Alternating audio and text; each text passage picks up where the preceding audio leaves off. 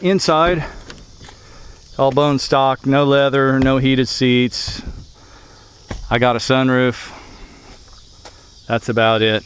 I've added this, if you can see this, I've added this Toyota inclinometer and altimeter. This is out of a Hilux, a New Zealand model.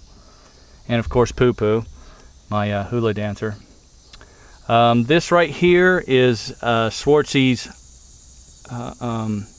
XM radio interrupt for an iPod. It works so-so. What I found is that what you're actually looking at here is actually an extension, and so it's plugged in permanently. So my XM is permanently interrupted right now. The interruption occurs at the end of the pigtail, and unfortunately the one Schwartz provides you with is so short it really can't mount into anything. So if you're going to do it, before you drill the hole, do it the way he did it with his, which is just leave the pigtail in your glove box, and in that way when you plug it and unplug it, your XM comes back. I wanted mine surface mounted so I didn't have to put anything inside the glove box, and in order to do that I had to buy an extension. So it works. I rarely use it. I got this little piece of crap MP3 player, you know. Moving to the rear of the truck, I've removed the rear seats entirely and made this platform. I actually sold these through THORparts. I think I sold about a dozen or 15 of these kits that allow you to put this in. This is rhino lined plywood, and it bolts up with some countersunk flush mount bolts, and it uses a piano hinge on the underside, which is nice because it doesn't create any sort of hook here, and I wanted a perfectly smooth flat platform.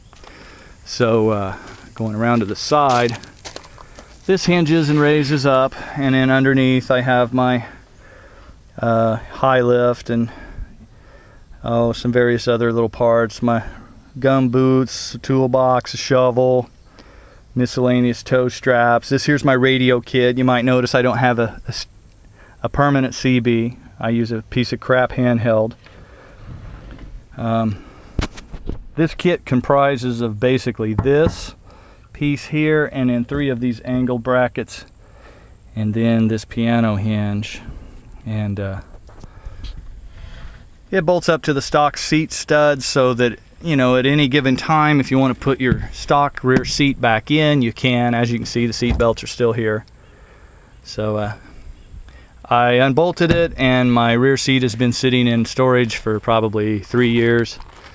And I find that this is more useful for how I use the truck. Okay, as far as engine mods go, very, very little. This is a bone stock 3.7. I'm running a air dock, cold air tube on it. And as you can see, I'm meticulous at, you know, wiping it down.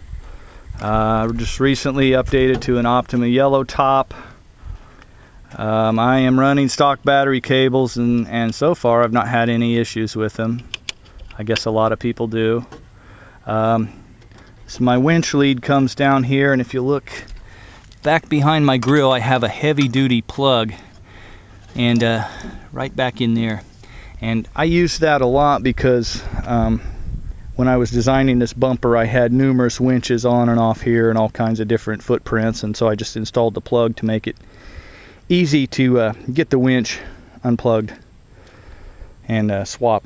So not necessary, but a nice feature if you move your winch around, or if you want to take it off in the winter time like some people do. The salt's eating this one up a little bit. This is actually the winch that came off of my Boulder Accessories bumper. This is a mile marker 9500, and I'm using a Warn control box with it.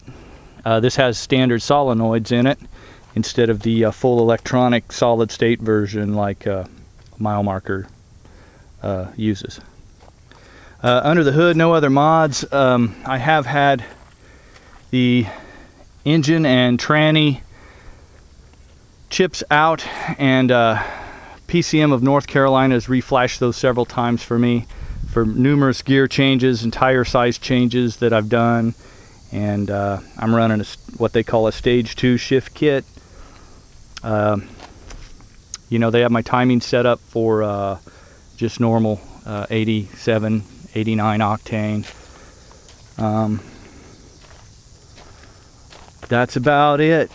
I do use the hell out of this truck. It's got quite a few trail scratches and dig marks on the underside, but you know, once I went solid axle, I've had very little issues with it, and the performance off-road is just astounding compared to a stock H3. And it just feels better wheeling it, because in the back of your mind you're not always thinking, well, gee, what am I going to break this time? So that's a little more rugged, but that's about it. And hopefully you enjoyed my tour. And I'd say some of the bigger mods on this, like the front axle and the spring over rear, I'll probably come up with a separate video to focus on in more detail on the front axle swap if anybody wants to do that. So take care, happy wheeling.